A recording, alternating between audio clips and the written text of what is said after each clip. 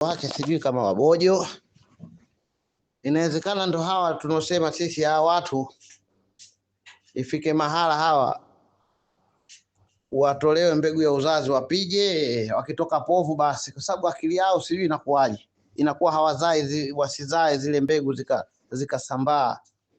Unapozungumza Kegeani sijui kaangalie Kegeani za nini zahanati sijui Vunja Nazi shule, hiyo miradi ya serikali. Hata wakati wadau kulijengwa kituo cha afya wapi kule Kilongwe, lakini tunasema ni kazi za serikali, sisi tunalipa kodi.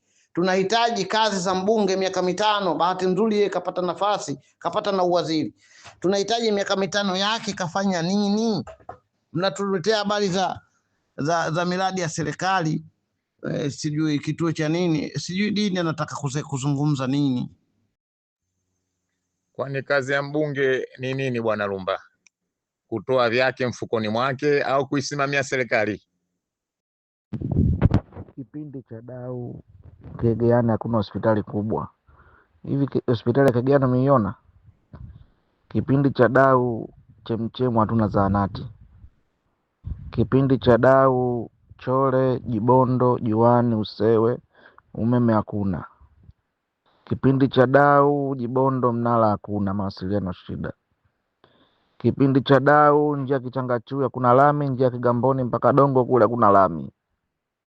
Kwani baba Carlos Nchuzi si maji, lakini unasemaje ukipata vikolombweso zaidi, ukapata poda kidogo, making poda, bizali nyembamba, ukapata sijui carrot, ukatengeneza zaidi, unasemaje? Acha upumbavu we Carlos bwana.